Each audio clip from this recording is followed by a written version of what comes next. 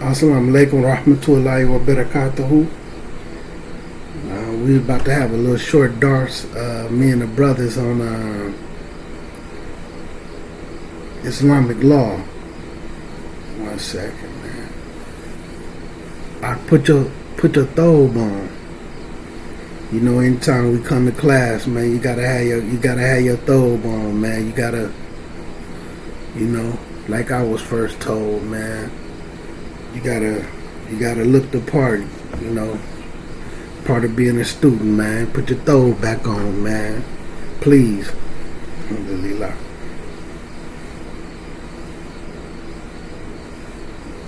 My God. So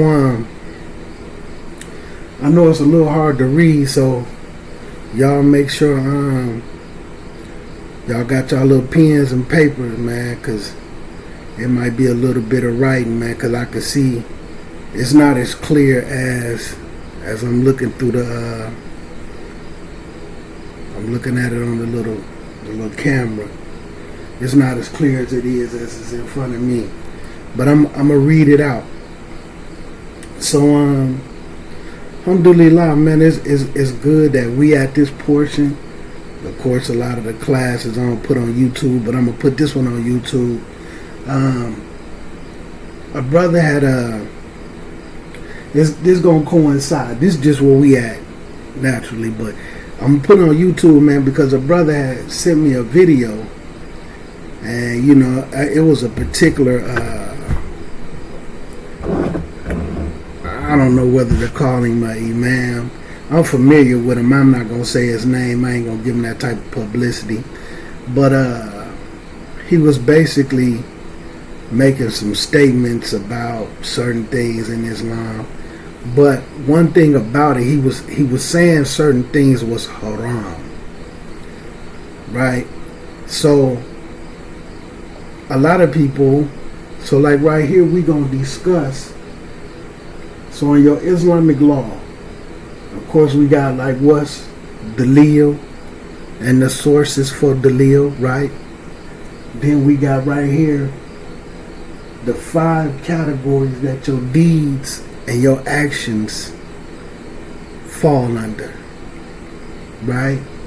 Then we got right here the sunnah. What's legislated, what's actually considered to be the sunnah, and what exactly what it is, and then what exactly is bid'ah. Now all this is based off the Sharia, right?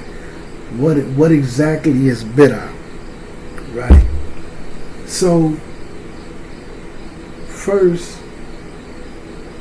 we're gonna start with the deeds and actions, because I want to get to that haram thing, because a lot of people throw around the word haram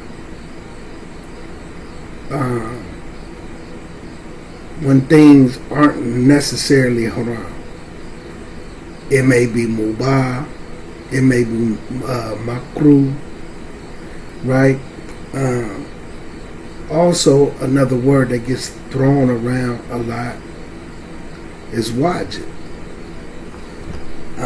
But what I'm noticing is, and this is something, y'all write this down, sometimes when people translate the word from Arabic to English, they generally just find the closest word to match in English, but they don't always necessarily have the exact same definition. You understand? So sometimes we may have a word, but we don't have a definition. We can't define it. Just like with wajib. A lot of people gonna be like, you be like, what's wajib? They'll say it's obligatory.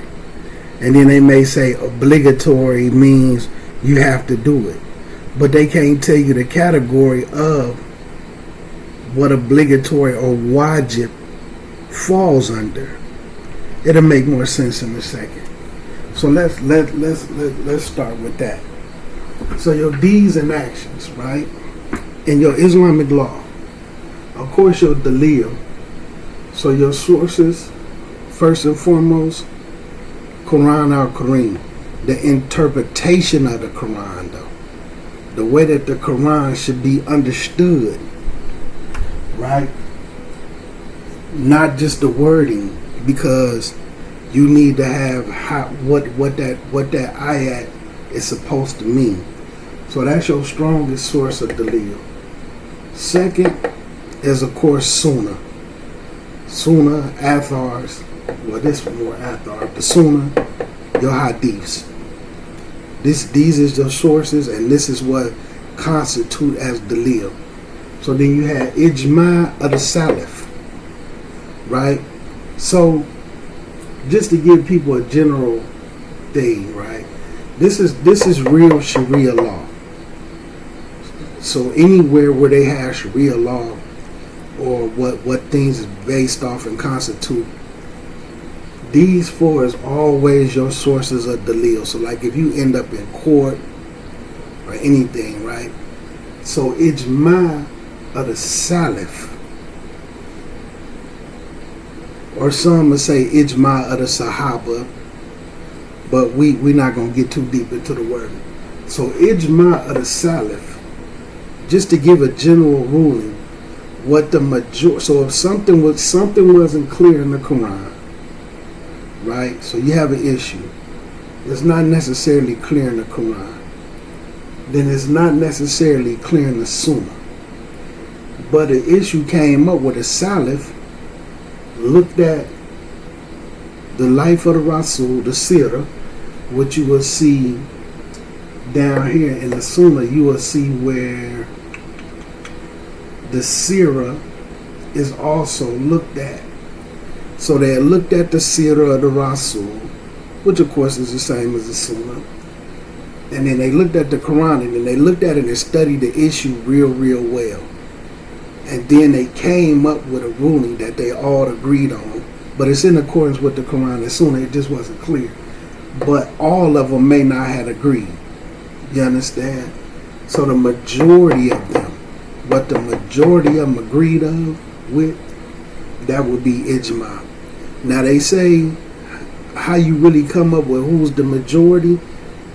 They say the majority usually come from the ones who wrote about it and had writings, or some people went in question. Like when you start to look into the life of Imam Bukhari, he had say certain things like, I spoke to 200 scholars, I spoke to 500 scholars, and they all agreed that this hadith was sahih, those type of things. So then qiyas. So if it ain't really clear in the Quran, it ain't clear in the Sunnah, then it wasn't necessarily, Ijma necessarily didn't get it, because the situation might be a little bit more modern. So qiyas is where they do a little bit of, some people refer to it as intellectual reasoning.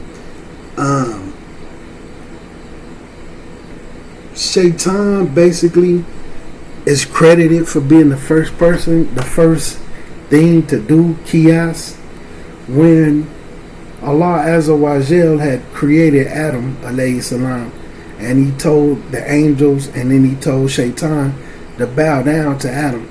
When Shaitan said, I'm not going to bow down to him, I'm better than him, you created me from fire and you created him from clay, from mud. Him doing qiyas, that he did qiyas at that moment. He used his own reasoning and intellect and came up with a ruling that he was going to act upon for himself. I'm not bowing down to him. You created me of fire and him of clay, mud. So I'm better than him. So qiyas is basically, and of course this is just basic. This is beginner for y'all.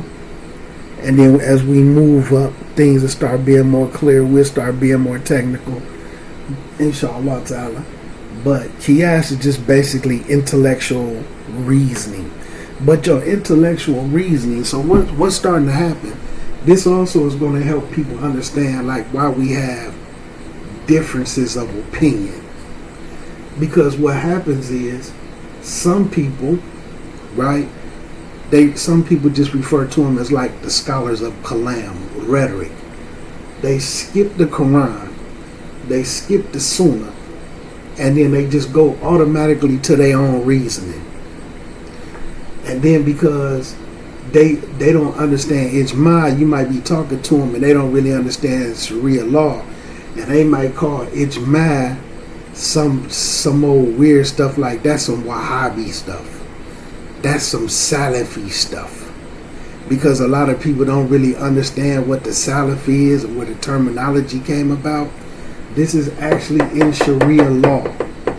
So they go straight to Qiyas. And that's a lot of what I see today. Like when it comes to something like Valentine's Day, or something that I heard an individual say. Why can't we celebrate Prophet Muhammad's birthday when we follow all the religions? This is their wording. And the Christians celebrate Jesus' birthday. Everybody else celebrate Prophet's birthday. So I feel like we should celebrate Prophet Muhammad's birthday. What they did was skip Quran, Sunnah, Ijma, and went straight to Qiyas and came up with their own ruling. So even when you do Qiyas, intellectual reasoning, it's jihad coming in to figure out some things. You have to look through all three of these sources because it's still got to be in accordance with Islam. So this is a major problem, man, because a lot of people do Qiyas. And the individual, the brother who sent me the little short reel, it was actually from a lecture from like 20 years ago, because I remember seeing it 20 years ago. I remember seeing it in like maybe 2005, 2004. But anyway, what he was doing was Qiyas. But he was given a ruling talking about what was haram. But this was based off his own intellectual reasoning. And then he went and tried to say, did this say it in the Quran? What was this? But he was, some of these individuals don't really deal with hadith. And they may deal with fiqh, one madhab. So instead of looking at hadiths, they'll just go to what the Hanafi madhab said about an issue, or the Shafi'i madhab said about an issue. So they don't really be familiar with a lot of the hadiths. So what he was doing was Qiyas. You want to avoid Qiyas unless you can't skip 1, 2, and 3. So when we get over here to your deeds and actions and the categories they fall under, now this is important. So y'all want to write this down, right? So with wajib, although wajib is obligatory, right? Wajib, there's a reward for it if you do it. But there's also a punishment if you leave it off. If you leave it off, there's a punishment for it. That's the part that a lot of people don't understand. There's a reward for it, and there's a punishment if you leave it off. So, I'm going to give y'all an issue, and this part of y'all homework, right? And don't let it confuse you, because this is for the homework. I'm not trying to confuse anybody who's going to watch this on YouTube, right? So with wajib, one thing we hear that's wajib is the beard. I hear a lot of people say it's wajib to have a beard, right? So this is part of y'all homework. We're going to say having a beard is wajib, right? So what I want y'all to let me know is, if it's wajib, what's the reward for having a beard, right? And what's the punishment for leaving off the beard, right? So y'all write that one down. What's the reward for having the beard, and what's the punishment for leaving the beard off? So then we're going to come into next two, which is mustahab. a lot of people translate that as recommended. So the thing about what's mustahab, there's a reward for it if you do it. Same with wajib, I'll say reward for it, but a reward for it if you do it, a punishment if you leave it off.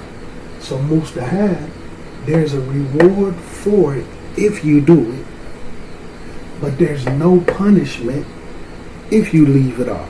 So your sunnahs, we refer to things as far as sunnah, they fall in these 5 categories, right? So again, mustahab, reward for doing it, no punishment for leaving it off. So we'll say something like the 2 sunnahs before Fajr. Highly recommended, right? What's the reward for it? That's the homework too. What's the reward for doing the 2 rakats sunnah before Fajr? Or any sunnah, but we want to be specific with the 2 rakats before Fajr. So then you got mubah. So a lot of people translate that as neutral. There's no punishment if you don't do it, and there's no reward for it if you do it. So certain things that certain people will put in the categories of mubah, for instance, wearing a kufi. You understand? There's not necessarily a reward for wearing a kufi, and there's no punishment for leaving it off.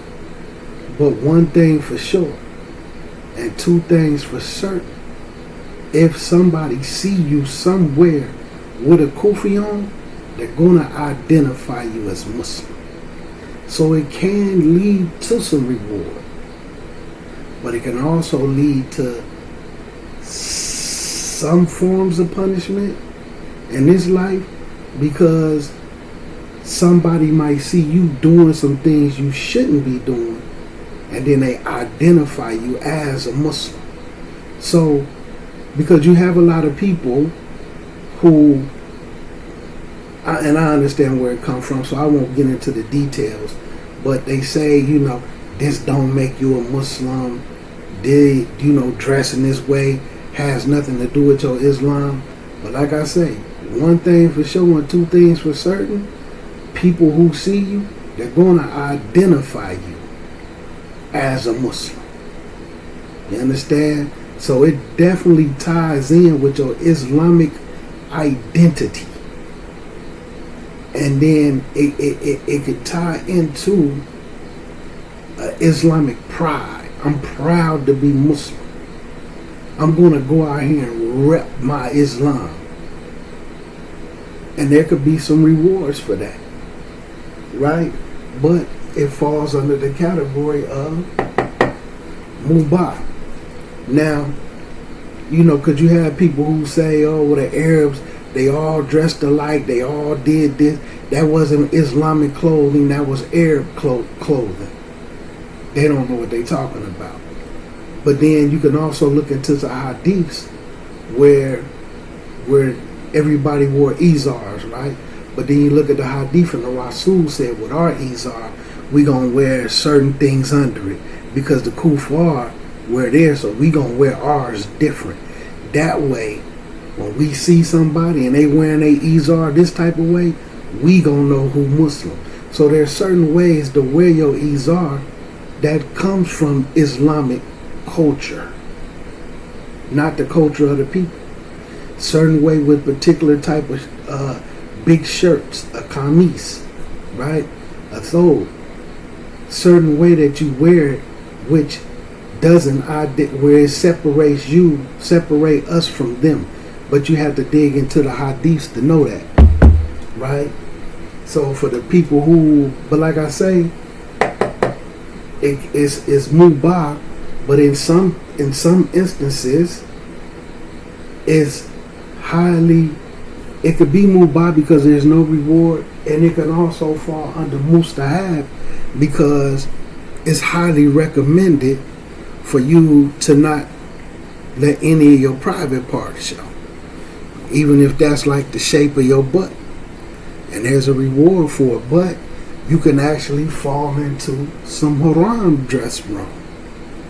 You see what I'm saying? So it ain't really a lot to weigh out. I'm just speaking on it a little bit because in America, you're going to hear people say a lot of stuff, but they're doing qiyas. You understand? They haven't read enough hadiths. They haven't sat in enough classrooms to really discuss Islamic clothing thoroughly. You understand? So then it comes to what's makruh. There's no specific punishment for it, but it's highly, extremely disliked. Some scholars translate it as it's disgusting. You see what I'm saying? It's disgusting. One hadith. So just being brief, there are certain hadiths about, you'll hear some people say it's haram to talk when you're in the bathroom, but they don't know if that's why you're actually using the restroom or why you're in there. But when you look at the hadith, it say the Rasul disliked it. You understand? The Rasul disliked, because like I say, somebody salamed him while he was physically using the restroom. He didn't salam him back. And then when he got done using the restroom, he salamed the brother and told him, I dislike speaking in the restroom.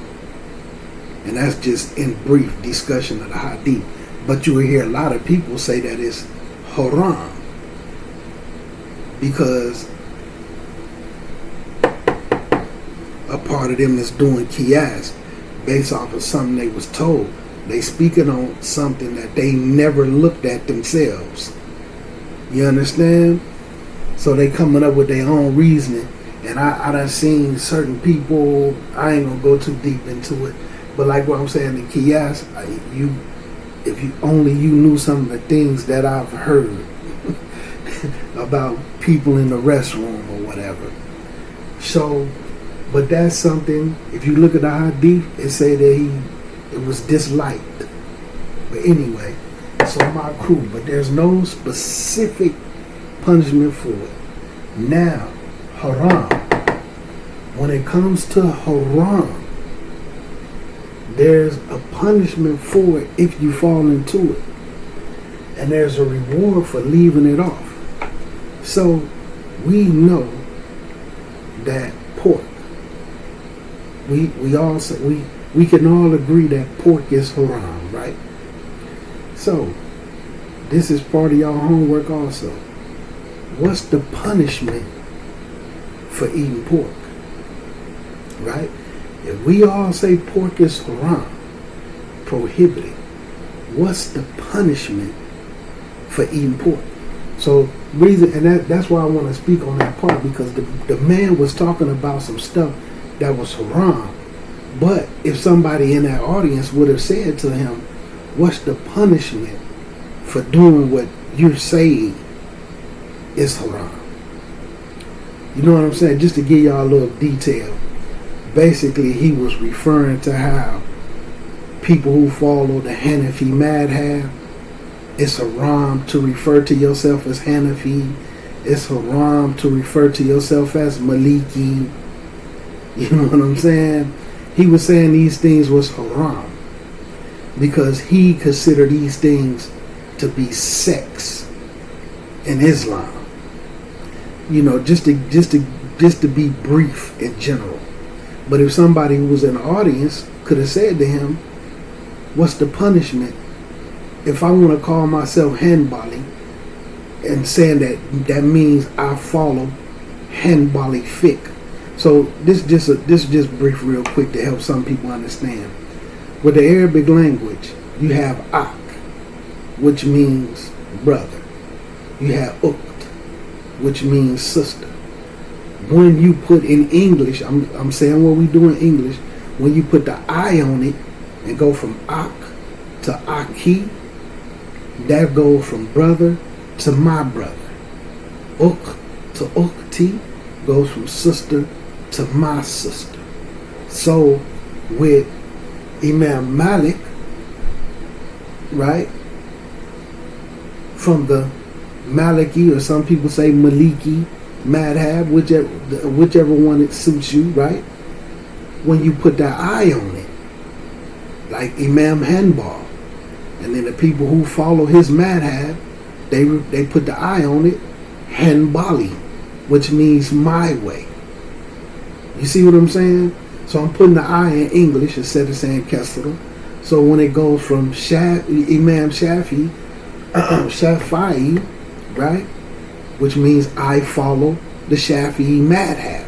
You're not saying I'm a Shafi'i Muslim. You're not saying I'm a Hanbali Muslim. You're saying I'm a Muslim that follows the madhab of Imam Hanifa. I follow the madhab of Imam Hanbal, not I'm a Hanafi Muslim. Which, don't get me wrong, you do have some people back in the day, due to the Nation of Islam, when they started transitioning on the East Coast, some of them didn't go to War of Deen. Some of them went to what they call Al-Islam, but they refer to themselves as the Hanafi Muslims. You understand? So that became a large wave. I remember a brother telling me that all African American Muslims in America supposed to be Hanafi. So don't get me wrong, some people do be like, hey, I'm a Hanafi Muslim. Now, you're not calling it a sect. No, that's not correct. You're a Muslim that follows the Hanafi madhab. That's all that is. But you can't tell, you know what I'm saying? That's not haram.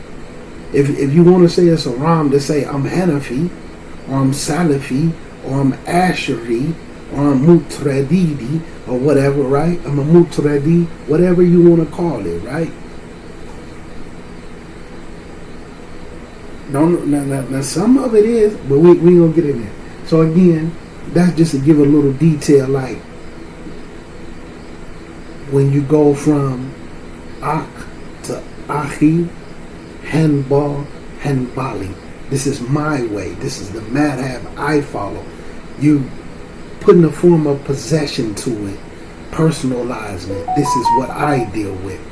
So anyway, if it's haram, that means there's a punishment for it. Now, I've heard some say haram has some punishments that attach it to the hellfire. Right? This is what I'm saying, what some say. Wajib, leaving off something that's wajib, has an attachment to some punishments in this life. This is what I've heard some say. I'm only mentioning that because you may have heard it. But as we grow, we'll figure out, as we move on with the classes, we're going to come to a proper conclusion, because there's going to be some homework later. So there you have it. So now here's the funny thing right here. All of this makes some sense. All this is going to wrap up into one big point. So right here, what I got written down right here, the Hanafis, they came up with their own categories. They actually have seven. The Hanafi madhab, they have 7 categories. So, like we said, some of the calls were different. So if they have 7 categories, and then there's 5 in Sharia law, automatically you're going to see some differences between the Hanafi madhab and other groups. Some of your main famous groups of Hanafis is the Tablighi Jamaat. You understand? So they came up with their own categories. And I didn't want to write them down because I don't want to give no validity to them. Right here, this is a book. It's an introduction to the Usul of Fiqh. Real beneficial book, right? And you can see right here the Institute of Knowledge Seminary Curriculum Series. I done had this so long. I think right now you can actually find these on the internet after all this time, if I'm not mistaken. Probably even could find a PDF. But, you know, we had to do real classes with this homework. It's a whole series. It's a whole curriculum. So, what I want to show, I'm going to briefly touch on the Hanafis, their 7. So, and this is why y'all going to see, you'll hear some people refer to Fard and some people refer to Wajib. And see, sometimes you'll see Wajib and Fard in one category because technically Fard and Wajib means the same thing. But they refer to Fard as it has a foundation in the Quran. You understand? If it has a foundation in the Hadith and it don't have the Quran in it, then they'll say that's Wajib. You understand? So that right there let you know. But hold on, let me read their category.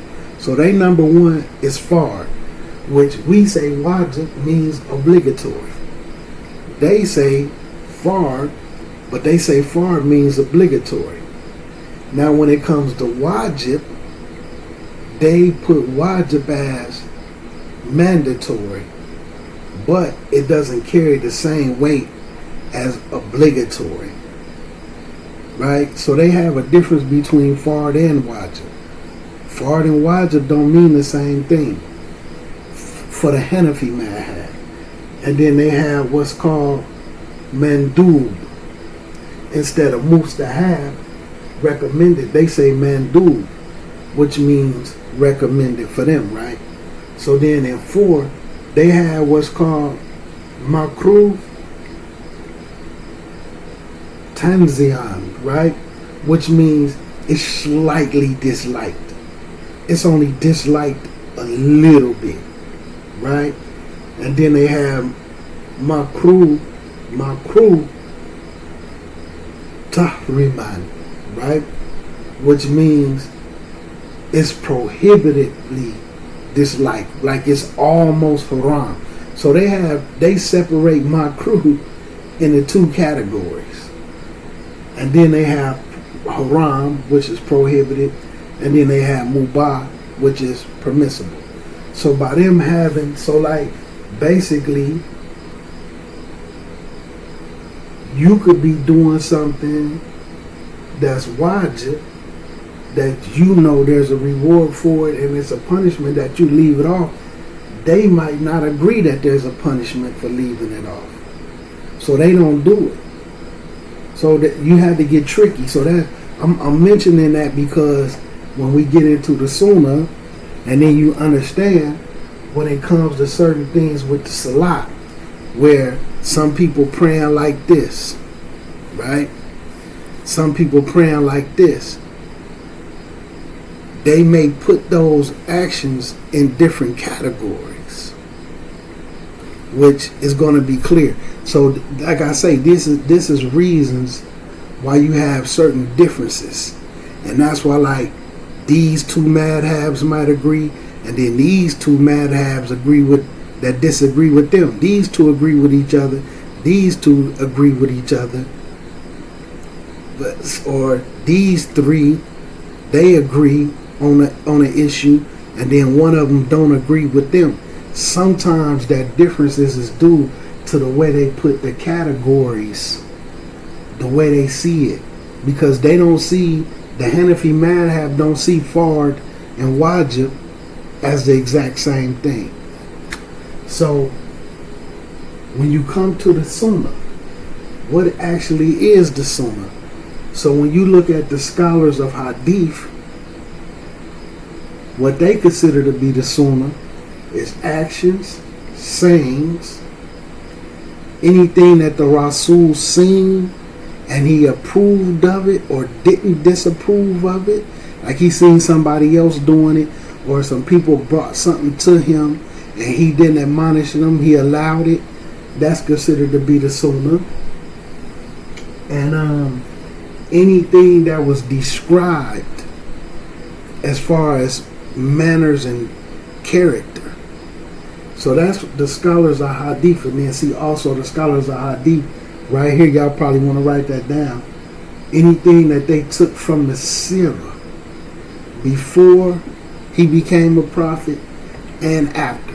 So like when I began to talk, and I was referring to when you start to do your qiyas and your ijma and all type of things like that, they looked to the seerahs on some things. What the Rasul did is something they could remember, because it may not have been in the Quran, it may not have been an issue that where people asked him about it, or he just discussed it with people, but they may have seen him acting on things. And sometimes when you deal with hadiths, you will start to see sometimes when these issues wasn't like that, they would go ask his wives, like after he passed, did the Rasul do this in the house? Or so they would go ask the wives, you understand? Or somebody else who was close to him, did you ever see the Rasul do this or this way? So they went to the seerah, which is basically the same as hadith, right? So that's the scholars of hadith. So when it comes to the scholars of usul, right, basically the scholars of usul say the sunnah is anything that you can find in a hadith, but it's not found in the Quran. So for instance, a sunnah for them would be the beard, because you don't find having a beard in the Quran.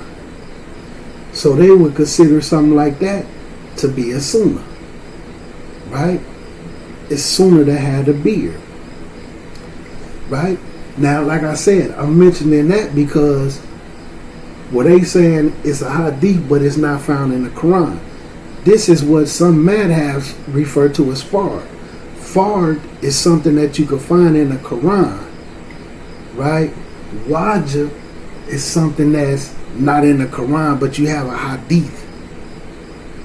So if it's in the Quran, so not to be twisting it up, but that's basically how they do it. Fard is attached to the Quran, wajib isn't, which we know praying, wudu, wudu, praying, these things can be found in the Quran, right? And we know that they wajib, but they'll say they not wajib, it's fard, because they wanted to create their own categories, but that's the Hanafi madhab. So then when you come to the scholars of fiqh, right? So when it comes to the scholars of fiqh, and this is one thing that I dislike highly, because it happens in this community, and you hear it a lot. Before a lot of arguments was had, now people kind of change their wording when the people who are around that say that's not correct, but when they're around other people, they say stuff like this. So when it comes to the scholars of fiqh, they have anything that's not compulsory nor obligatory or haram or disliked. So basically their saying for that is it's just a sunnah. So you don't have to do it at all. So like for instance, when it comes to the beard, so we establish the beard is just something from the sunnah because it's not tied to the Quran. This is on their side. The beard ain't tied to the Quran, so it's just a sunnah. So you don't have to do it. You know what I'm saying? Praying was fard. I no shot at the Maliki madhab or Maliki madhab, but this is how they play. What's fard is to make sure your right hand is over your left. Like this, like this, like this. You know, they got their reasoning. So, this right here, so they saying it don't matter if you do this, this, where you place them at on your body, is a sunnah. So being that it's a sunnah to just have them placed on your body, you don't have to do this. You see what I'm saying? You could do this if you want to. Although there's hadith that specifically say place them here, and then, but I won't go into detail. So because they classify certain actions as a sunnah and say what's fard is a standard like this is why they had those differences. Because some of them refer to as a sunnah. Sunnahs is nothing. Like they treat them all like it's mubah. You could do it if you want to, or you could not do it if you want to. You see what I'm saying? And so, like me saying, a lot of times when it came to things like having your pants above your ankles, this community would say, oh man, that's just a sunnah. You don't have to do it. But they wasn't aware of these 5 categories. So there was a lot of arguing and debating. But there was a lot of things. Oh man, a beard is just a sunnah. You don't have to do it. And this is why you will see some people from certain countries, they won't have no beard and they have a mustache. Some of them just don't care. They're going to shave their beard anyway. But some of them, that's how they under this category. The beard is just a sunnah. You don't have to have one. They kind of treat it like sunnah prayers. There's sunnah prayers. You can do them if you want, or you can not do them if you want. So they treat everything that's considered to be a sunnah that way. You understand? Because of, making up their own categories and then having a disagreement on exactly what the sunnah is. So when it comes to the Salaf, they consider every single thing that the Rasul did as a sunnah. That's why you can see certain hadiths where they say if the Rasul was walking like this, right, everywhere where he stepped, they would try to take a step in the exact same place if they was walking behind him, because they wanted to follow him that much. They was following the sunnah in him. So everything that the Rasul did was a sunnah, but they fell into particular categories. Is it makruh? Is it mubah? You know what I'm saying? There's like some people say the turban. The turban is mubah. The Rasul had a reason for wearing it. It's not necessarily you could call it a sunnah, but the Salaf, hey, the Rasul wore a turban. I'm gonna rock me a turban. It's just mubah. There's no reward for it. There's no reward if you do it. There's no punishment. But some say if you're trying to emulate the way of the Rasulullah, then you could get some reward for it. Some say that. So then, of course, now you come to your last thing, bid'ah. So we'll say bid'ah is just innovated matters, something newly invented, right? But for it to really be a bid'ah in Sharia, bid'ah is anything that opposes or go against the Quran and the Sunnah in totality, because everything breaks down to actions, your speech. So like, it don't necessarily have to be an action that you're doing to be a bid'ah. It could be something that you're talking about that goes against the Quran and Sunnah, and you want that point of view to be accepted. These things can fall into being a bid'ah. You see what I'm saying? Because some people, let's say for instance, things like saying Allah is in the flowers. See, that's not really an action. But if you're going around teaching that Allah is in the flowers because Allah is in everything, where somebody did some qiyas, those type of sayings is bid'ah, because it opposes the Quran and the Sunnah. You understand? Allah's in the flower. No, that type of speech, now that's a bid'ah. So a lot of people don't know that. Some people just feel like bid'ah is, I'm going to pray 5 rakats for dhuhr, like action. No, there's bid'ah in speech also. So keep that in mind. Bid'ah, anything that opposes, go against the Quran and the Sunnah. And the reason why they put in totality, because that's in speech, action, and deeds. You understand? Matter of fact, I'm gonna show something, and I'm gonna close on this. But this one mainly for y'all, because we 6 months to Ramadan. I want to show y'all something. This right here, this is called a sah, right? And then right here you have a mud, right? The Rasul, you can't really see how big this is, right? This is a nice size pot. And before I speak on it, let me grab a phone. Check this out. Let me pull up a hadith real quick. Let me pull up a hadith so I don't have to bust out no book real quick. Let's see.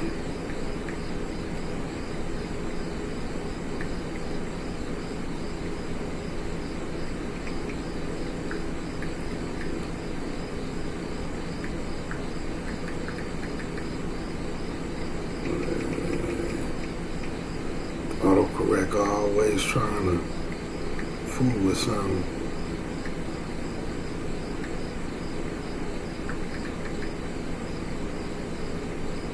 Okay.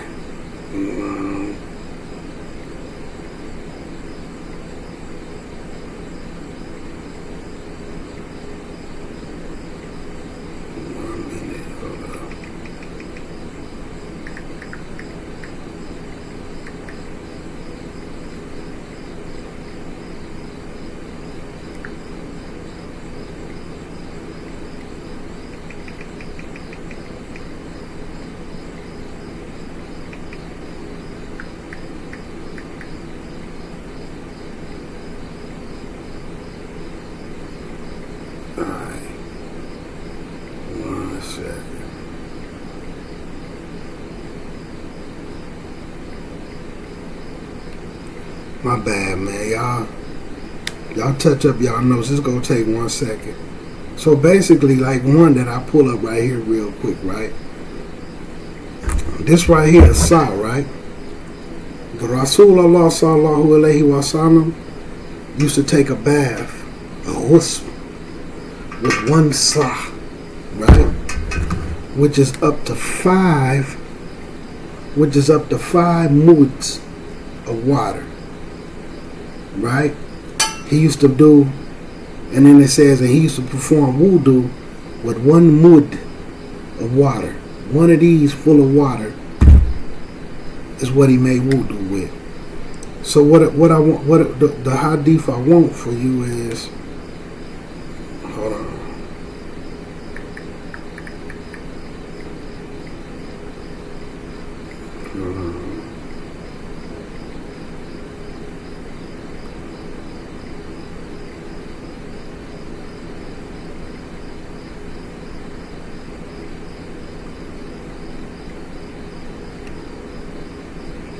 My apologies, because I don't want to word them wrong.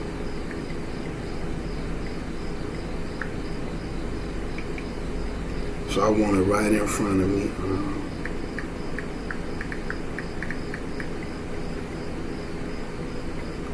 Correct, be tripping.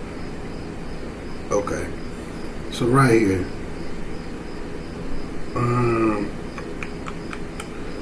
And then I'm gonna be honest, actually having one of these, alhamdulillah, it really changes from reading a hadith about the stuff. So in your hadith, right? This one is from Bukhari, and this one narrated by Abu Sa'id al-Khudri, right? we used to give one sa of a meal, one sa of food, right? Or one sa of barley, or one sa of dates, right? Or one sa of raisins for zakat al-fitr.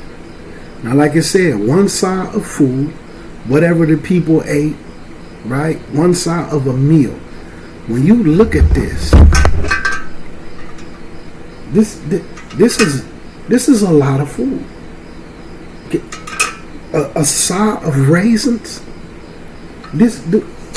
Y'all can't really see this, but look, like, I mean, this is a few quarts.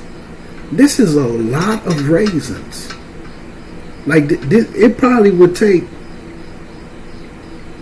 you probably could fit about a 10-pound bag of rice in here. So I'm mentioning that because people, when they going and buying stuff and they trying to fulfill zakat al-fitr, a sa of dates, man, it take a lot of dates to fill this up. So alhamdulillah, by me actually having one and seeing what it looked like, I know how to pay zakat al-fitr a little bit different than other people. Like, people go buy a box of cereal and these other little things, and people come up with these different measurements. When you actually know what a sa is, like, look at that. This is a mud, right? It takes 5 of these to come up with a sa. 5 of these. Now, one of the brothers came over here me and one of the brothers was kicking it. Was it last Saturday? Yeah, one of the brothers, we was kicking it last Saturday, and I took him outside so we could make wudu with one of these. I gave him one, right? When I showed him, we're gonna fill these up and make wudu with them to see how much water was in it and how much was left, and show like how they would drink what was the remaining of it. And when he seen that, when we was making wudu, it was just like, subhanallah. So now you can see what they went through and how I felt. It's a lot of water in here. Now I'm mentioning that because 5 of these, and like, he watched these videos. So when it come time to pay zakat al-fitr, just imagine 5 days of rice. Now keep in mind, because people feel like it has to be this and all this and that. But when you go to the hadiths, it says we used to get one sa of a meal. So whatever we was eating, it could have been camel, rice, bread, one sa of food, a meal. And in the Arabic, it has that. Or we gave one sa of barley. So, everybody say it got to be all this dry staple stuff and this, that, and the third. Alhamdulillah. Alhamdulillah. Some of that is the sunnah, but one sa of a meal. This is a lot, man. So, alhamdulillah. So, when you have stuff like this, and you don't have to just listen to people trying to do calculations, because if I go by stuff that I heard, and also earlier in my lifetime, things that I repeated and recommended to others because I heard other people saying it who technically didn't have Islamic scholarship and possibly never seen the sa a day in their life. I done paid zakat wrong sometime. I definitely know I didn't give enough. This is a lot of food. So I just wanted to show that. And, for us, we'll get more in depth. I just wanted to show that for the YouTube. And then for y'all, a mud. And I'm telling you, to make ghusl with one of these, or to take a bath with one of these, it may seem impossible. But when you actually do it, a ghusl with one of these, alhamdulillah, you will actually have some water to pour over the top of your head. If you do it right, it's a beautiful thing, man. So I like things like this because it let me see how what they was really going through and how they dealt with it, and then you could get a better understanding of how to gauge your Islamic activities when it comes to these things. You understand? So Assalamu alaikum rahmatullahi wa barakatuhu. Any mistakes I made came from myself and the shaitan. Anything that I said that was correct came from Allah Azza wa Jal. Yeah, the homework, okay. Wajib, right? We gonna use the beard. What's the reward for having a beard? And what's the punishment for leaving it off? Since we say that the beard is wajib.